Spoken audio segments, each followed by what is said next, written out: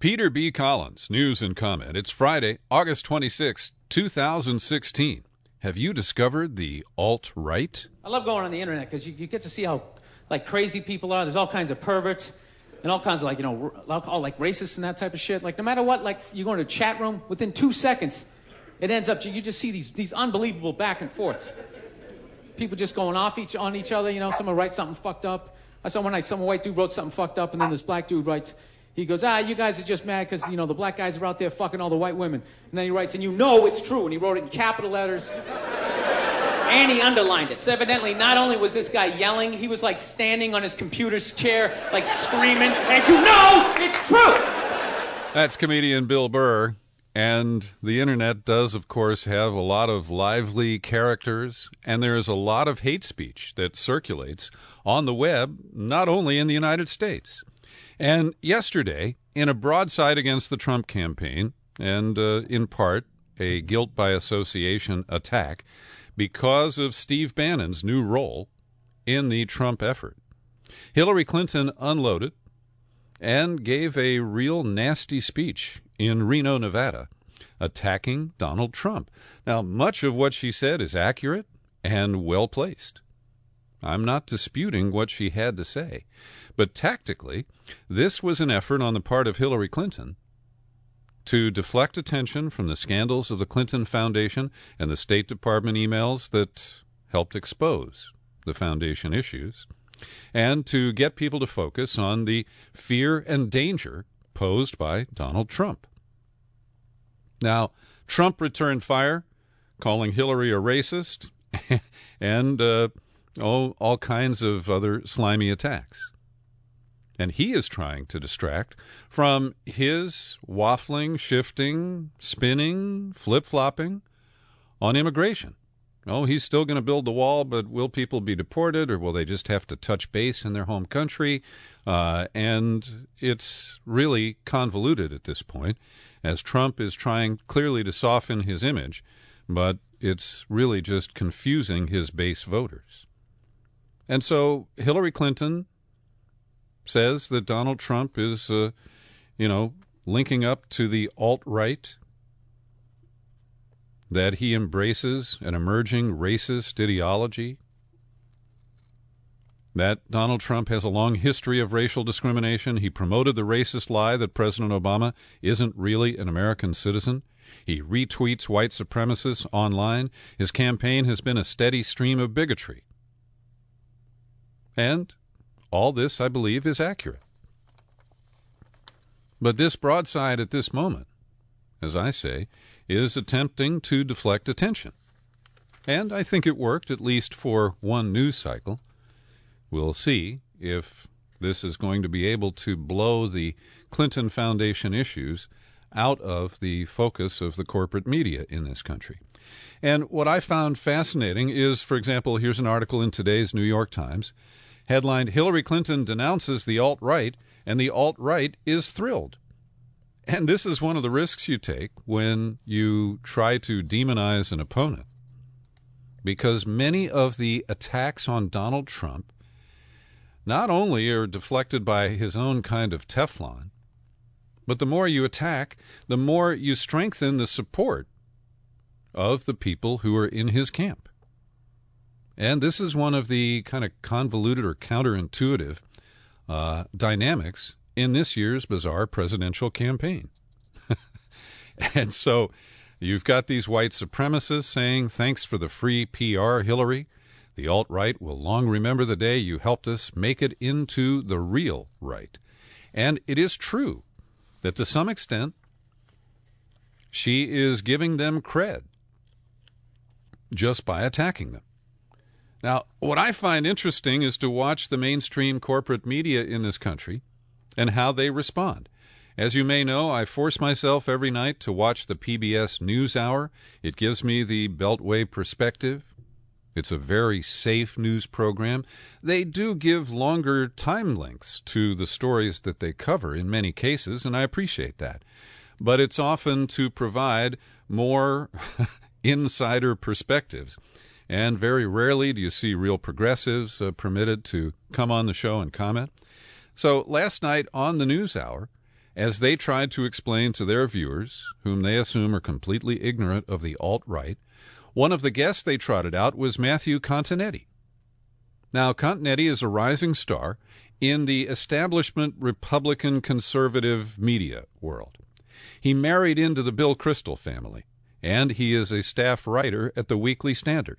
Now, it's fair to say that the Weekly Standard, along with the New Republic, has been a thorn in the side of Donald Trump and his rise in the past year. But we have to look beyond that one-year time horizon and note that the Weekly Standard and its ilk have fueled and greased the rise of the extreme alt-right voices that they are now kind of poo-pooing and politely saying, oh, they're so radical, they're so far out there. But when you trace the trajectory back to Rush Limbaugh, who launched in 1989, and the damage that he has done with one-sided commentary and a whole lot of fabrication. And he escapes notice in this current world because we have more extreme people out there in the so-called alt-right.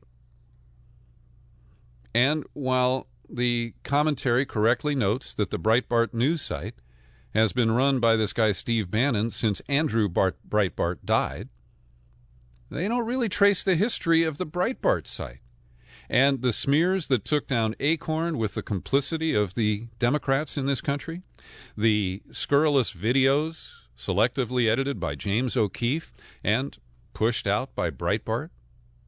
And so when you look at the history here, the corporate media is permitting the right-wing establishment to wriggle out of any responsibility for what is, fair to say, more extreme commentary, but that was enabled by the big money interests who have driven the Republican media, including Fox News, and I should have mentioned them earlier, for over 20 years now. And so what we're seeing is the cumulative effect of right-wing messaging.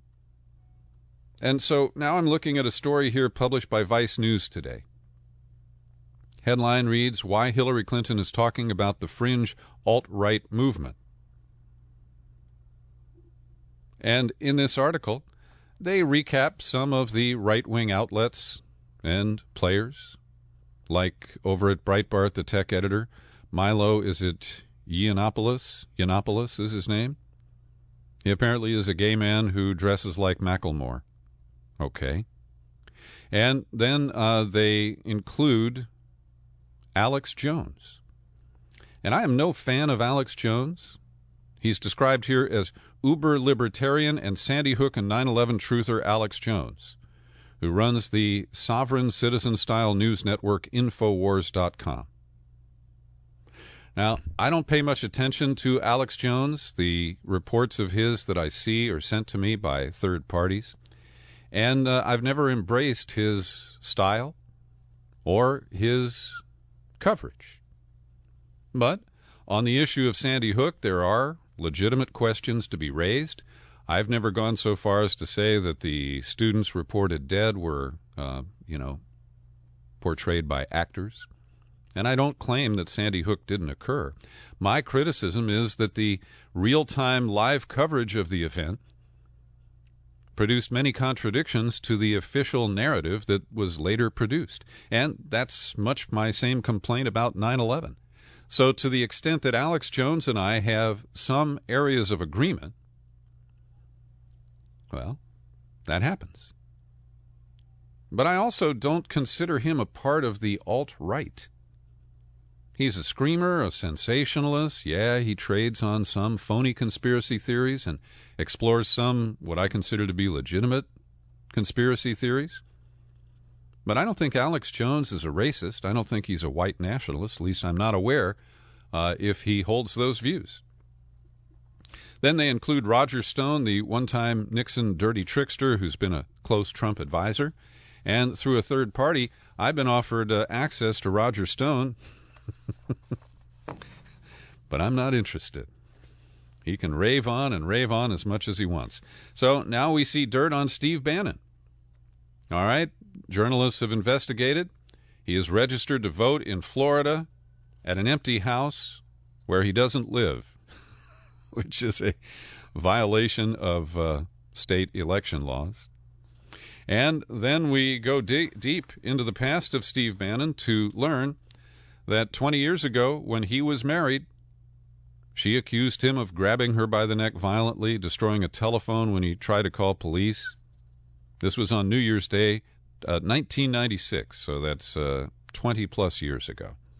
And it appears to be true, but I'm always skeptical of these kinds of things that surface because a 20-year-old domestic violence case is something that you and I can't properly evaluate in the present day. And it happened to Alan Grayson in Florida. Now, I've been talking to Alan Grayson for many years. He was a member of Congress for 2 years. He lost the election. He came back and won re-election, and now he is running for the U.S. Senate seat in Florida, currently held by Marco Rubio. And about 2 weeks ago, information surfaced, and we saw Democratic leaders denounce Alan Grayson and support this former Republican, a rich guy who's pro-TPP, and he's bad on all the issues. His name is Patrick Murphy. And the establishment Democrats are all closing ranks around Patrick Murphy because they're claiming that Alan Grayson was an abusive husband. And I want to give credit here to Jordan Sheraton of the Young Turks, who recently interviewed Alan Grayson. And I also want to thank our listener who connected me up to this YouTube video, Jay Acton. I've linked to the video so you can watch the entire 24-minute interview at your leisure. But I'd like you to hear a few comments from Alan Grayson about the charges of domestic violence that have been leveled in this campaign and that I now consider a smear. Yeah, sadly, in the midst of a rough divorce, which ended in annulment because my wife actually was married at the time of our wedding, so she committed bigamy. After my lawyers had found the documents indicating that she was married to someone else at the time of our wedding, I went over to the house to pick up the mail. When I approached the front door, she left her car and punched me twice in the face. I backed away. Someone who was there videotaped it. She then called 911, and the operator said to her when she called 911, did he hit you? And she said, no, I pushed him. And then insanely, and that's not a word that I use lightly, but that's a fair description of this, she then filed a domestic violence complaint against me, even though the video clearly showed that she'd hit me twice in the face and I did not hit her.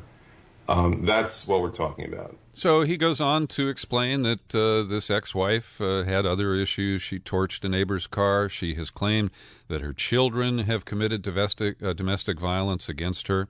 And I'm not going to get in the middle of their domestic issues here. But I am satisfied, based on this and the fact that no charges were ever filed, there's no court finding of guilt of Alan Grayson for domestic violence. This is an unfair smear, an attack that really is scandalous. And while Alan Grayson is not a perfect guy, okay, none of our elected leaders is, I respect him as a real progressive, a guy who is willing to put a little drama and theater into the political process in order to drive home a point.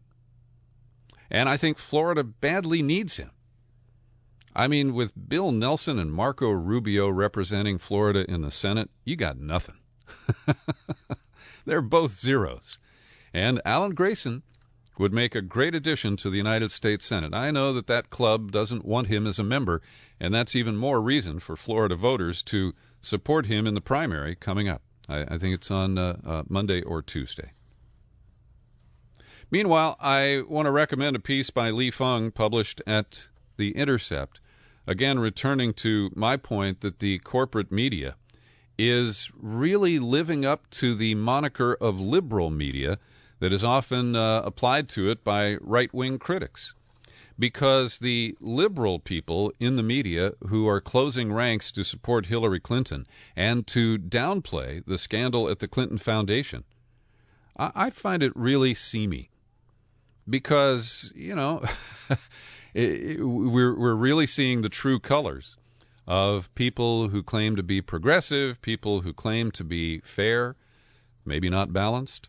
And so Li Feng singles out a few people over at Vox. Matthew Iglesias is saying, however many times they take a run at the Clinton Foundation, journalists don't come up with anything more scandalous than the revelation that maybe billionaire philanthropists have an easier time getting the State Department to look into their visa problems than an ordinary person would. Now, this is sheer rationalization. This is a diversion from the very serious issues that have arisen. Over at Think Progress, that's the media outlet of the Center for American Progress, run by John Podesta, the campaign chair for the Clinton presidential race. Well, you can't be surprised. Their editor, Adam Peck, says aside from an occasional assist with acquiring a visa or meeting with executives from a cosmetic company, there were no shady dealings conducted at the Clinton Foundation. All right. Well, you have to ignore a lot of stinky stuff to make a comment like that. And over at Daily Kos, they are so in deep for Hillary. They ran a piece shared by the Blue Nation Review. That's the website that's owned by David Brock and supported by his super PAC. They claim that extensive reviews haven't found any evidence that the Clinton Foundation affected a single action at the State Department. Well, that's because we don't have all the emails. That's because Hillary Clinton has not published her schedule for the final 2 years that she was at the State Department. And then they turn around and say, well, look, this is incomplete. It only covers 2 years. How can you make a conclusion based on that? That's how disingenuous these people are, and they're apologists. The Wall Street Journal found that Clinton made an unusual intervention to announce a legal settlement with UBS. The New York Times reported about the Russian company that assumed control of major uranium reserves and then kicked back $2.35 million to the Clinton Foundation. I mean, this list goes on and on. The deal with Morocco seems particularly shady, where the Moroccan government lobbied Clinton aggressively to influence her and others on the Moroccan military occupation of Western Sahara, which has the world's largest reserves of phosphate, which is a major source of export for Morocco. And Morocco donated big bucks to the Clinton Presidential Library, the foundation. They hired people associated with the Clinton political network. And they got what they wanted. And people have downplayed the case that I've been talking about for over a year of Joe Wilson, whose wife, you recall, Valerie Plame Wilson, was outed by Karl Rove's associates. Well, Joe Wilson cashed in on his connection with Hillary Clinton, got a $60+ million grant from a State Department fund that she signed off on for a client who built a power plant in Tanzania. Hillary went to the ribbon cutting for that power plant. And so these are serious issues, and we are really seeing who the honest reporters and pundits are. And I'm frankly disappointed in Chris Hayes, who used to show some flashes of independence over at MSDNC, and now he's just one of the echo chamber chorus members. One more on Hillary, and I want to thank listener Linda Lewis, who tipped me off to this one. It's a report from CBS in St. Louis, Missouri. And they report that at the Army base Fort Leonard Wood, trainees are seeing a PowerPoint presentation about threats to security, threats to data and intelligence security. And in a PowerPoint slide that is led with the header, "Who is the threat? Insiders." It then lists insiders like Hassan, the guy who shot up Fort Hood. I don't understand how he was leaking information. They also include Chelsea Manning, Ed Snowden, David Petraeus, and Hillary Clinton. So our military is training people that she is an insider threat because of her handling of secure information, the email server, etc. Well, the most unpopular woman in America continues to be Heather Bresch, the CEO of the drug company called Mylan. And not only is she trying to do damage control over the egregious price hikes of the EpiPen, the life-saving shot for people with serious allergies like nuts, you know what I mean. Well, it turns out that Heather Bresch got the job at Mylan Pharmaceuticals because her father was a pal of the founder of the company, Milan Puskar. And her daddy, who's now a U.S. Senator and was the governor of West Virginia at the time she attended the West Virginia University, well, his influence seemed to help her originally get a master's in business administration. But when she joined Mylan, the Pittsburgh Post-Gazette just made a basic, routine investigation, and they checked out her MBA. And when they contacted West Virginia University, a spokesman there said, well, she came up a little bit, a few bricks short of a load. So initially, the university told the newspaper that Bresch didn't have an MBA, but several days later insisted that she had earned one way back in 1998 and blamed the discrepancy on poor record keeping and later an unpaid fee. But when an investigation ensued, it was determined that she only had about half the credits needed for an MBA, and yet they awarded it to her because of political pressure. And after word spread that the administrators had awarded that degree to the governor's daughter that she hadn't earned, the looks like the dean, Provost Gerald Lang, and the business school dean, it's the president of the university, they all resigned in disgrace. But she feels no disgrace in jacking up the price. And what did she do? She increased her salary to something like $18 million a year as a result of this profiteering over emergency medical devices like the EpiPen. Every day I like to pause for a second and thank the people who support my work here at the Peter B. Collins Podcast. People like Cynthia Von Hendricks, Paul Tomaselli, Wendy Gebauer, and Abby McMillan. Thanks to each of you. And if you never hear your name here, chances are you need to open up a subscription. Then I'd be happy to mention your name, unless, of course, you prefer anonymity. We do have one subscriber in that category. All you got to do is go to peterbcollins.com. You click on the menu button, and then you click on the pull-down, Become a Subscriber. It takes you to the sign-up page, and it's easy. You can choose $5, $10, $20 a month, or $50 annual subscription. Hey, and I want to let you know we still have tickets for the screening of Greg Palast's new movie, The Best Democracy Money Can Buy, for my Bay Area listeners. The screening is at the Grand Lake Theater in Oakland on September 7th, and I've given away one pair of tickets so far. I've got a dozen, so get in on the action. Just be sure to listen to the Greg Palast podcast, and you'll get all the details. We've been reporting on the ongoing aerial surveillance of the city of Baltimore. And the Baltimore Sun newspaper has done a great job of digging into how they managed to launch this program and keep it secret. And it turns out that the police department funded the operation of a fixed-wing aircraft and a contract with Persistent Surveillance Systems, the vendor, by laundering the money through the Baltimore Community Foundation. And the money came from a Texas, I don't know if he's a billionaire, but he's a rich guy, and he donated $120,000 to fund this pilot program of the aerial surveillance on a daily basis of Baltimore.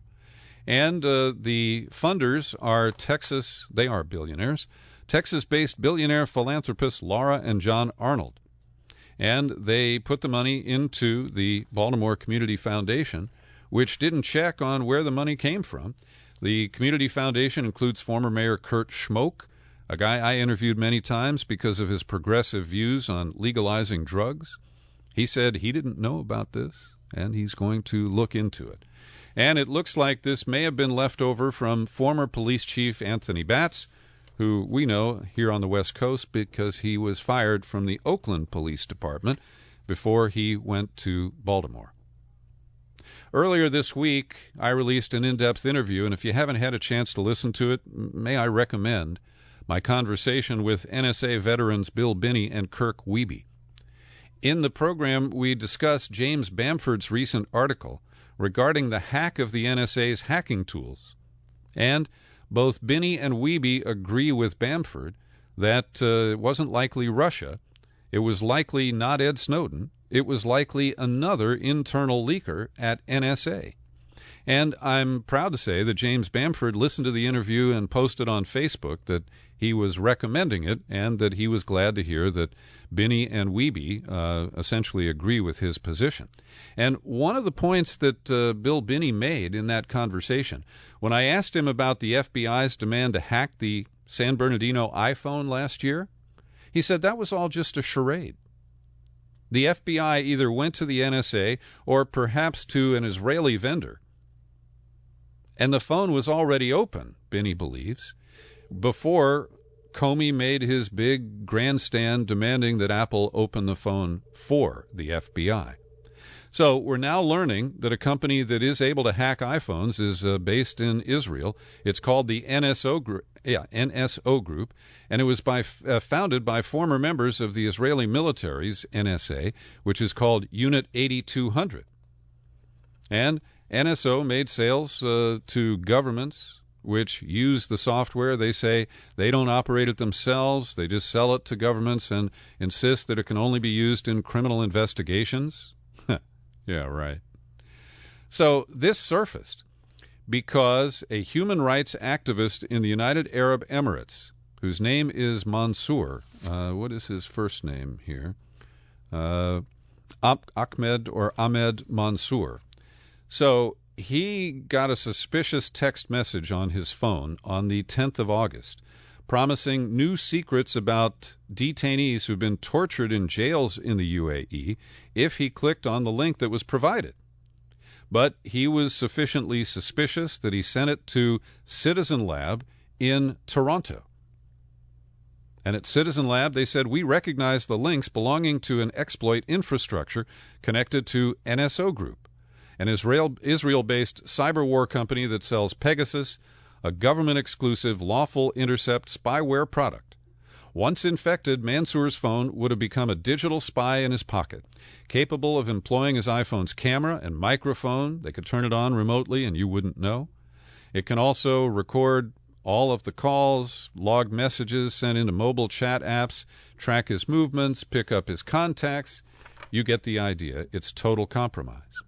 And on this story, the Wall Street Journal says that NSO reported it had been acquired by the private equity firm Francisco Partners for $110 million back in 2014.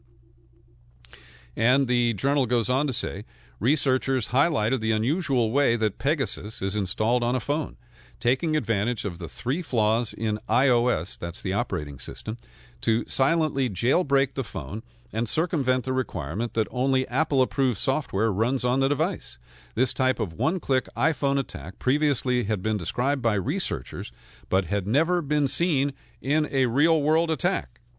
And this morning, Apple announced the release of a software update, iOS 9.3.5, and if you're running the beta of iOS 10, the latest seed of iOS 10 also patches those exploits. So if you want to tighten up your own personal security, you should update the operating system on your iPhone. Now to the perpetual war zone in Syria and Iraq, and it's really getting messy. We've explained that this week Joe Biden went to Istanbul, made a deal to sell out the Kurds in exchange for promises that are unreliable, that Turkey will be more active on the ground in Syria. Now, Turkey rolled some tanks into Syria, but their targets are not the Islamic State. They're not the Bashar al-Assad government. Their targets are Kurds. And so, in response, a Kurdish suicide bomber rammed an explosives-laden truck into a checkpoint near a police station in southeast Turkey today, killing at least 11 cops and wounding 78 other people. And this is direct blowback. And the U.S. now has responsibility because we have used the Kurds ruthlessly in the wars in Syria and Iraq for over 5 years now. They're the only reliable fighting forces there. In a New York Times op-ed today signed by Gönül Toll, the director of Middle East Institute's Center for Turkish Studies, Mr. or Ms. Toll asked some of the right questions about whether Turkey is a reliable ally for the United States in the assault on the Islamic State. But this goes into the category of fool me once and fool me twice, shame on me, because it was a year ago that Obama made a deal with Erdogan that Turkey would get more involved in the war against the Islamic State. But it has been repeatedly hammering its own Kurds. And this op-ed, as I say, does spell out some of the issues, but then takes them in the wrong direction. And essentially, the writer argues that the U.S. should hand over Fethullah Gulen in exchange for Kurdish promises to fight this war on our behalf. And the writer says Turkey's move into Syria carries a serious risk of mission creep. Turkey is not likely to withdraw if the Kurds fail to retreat to the east of the Euphrates, and the U.S. has ordered them to do so. If the Kurds do not back off, there's the real possibility of a serious clash between two of Washington's critical allies. The writer says the Kurdish militia remains Washington's best bet on the ground. But then the argument is presented that Washington needs to push the Turkish government for a return to peace talks with its own Kurds. But we have just given them a green light. We have not criticized them in any substantial way or penalized Erdogan for the attempted coup, which he may have orchestrated himself. We don't really know. And as the Times itself points out in the lead editorial on Friday, when Biden went there, he said nothing in public about the government's crackdown in the wake of this attempted coup. And the Times then gets honest. There are those who may have preferred that Mr. Biden say what most American officials really think, that Erdogan's roundup of coup plotters looks like an attempt to silence any opposition, that Turkey has behaved outrageously in failing to stop conspiracy theories depicting the United States as a co-conspirator in the coup attempt. Well, we don't know the reality of that. And that Turkey has produced little evidence to warrant Mr. Gulen's extradition, and that Erdogan's autocratic behavior is making him an unreliable ally. Now, that's a bill of particulars, I will say. But the U.S. has compromised itself, and I think that Turkey is going to really operate under its own agenda. And when Erdogan doesn't get what he wants from Washington, he's going to go to Moscow. It's a real dicey situation. And speaking of coups, now that the Olympics are over in Brazil, they are ratcheting up the impeachment proceedings against President Dilma Rousseff, who will face the impeachment trial on Monday. And it says she's going to lead her own defense. But it may not last long because the vote to remove her from office is expected to come as early as Tuesday night. That would be right at the end of August. And so far, out of 81 senators needed to remove her from office, they have 40. Let me get this right. They have 48 senators committed to vote to remove her, and they need just 6 more to get to a supermajority of the 81 members in the Senate there in Brazil. And as you know, I don't believe that anyone in Brazil is completely clear of corruption, including Dilma Rousseff. But the charges that have been presented are so flimsy, and they don't relate to the central corruption scandals of Petrobras and the car wash mess in Brazil. And so I do believe that this is a political coup. And I think that the United States is standing by and letting it happen. And finally today we say farewell to a San Francisco, colorful, swashbuckling, gonzo journalist named Warren Hinkle, a larger-than-life character who featured an eye patch and always ran around with his dog Bentley, I interviewed Hinkle on a number of occasions, and he never let me down. He was always fun and had outrageous things to say, and Bentley was always by his side. And he was an old-style, hard-drinking, foul-mouthed guy. He had connections with Hunter Thompson. In fact, he gave a big break to Hunter Thompson, hiring him to cover the Kentucky Derby in 1970 for Scanlon's Monthly. And Warren Hinkle was also the editor of Ramparts for many years until it foundered due to financial problems. Warren Hinkle, thanks for being a part of San Francisco's history, and happy trails to you. Thanks for joining me for this news and comment podcast. You know what you can do. You can share it. I'm Peter B. Happy trails to you until we meet again. Happy trails to you. Keep smiling.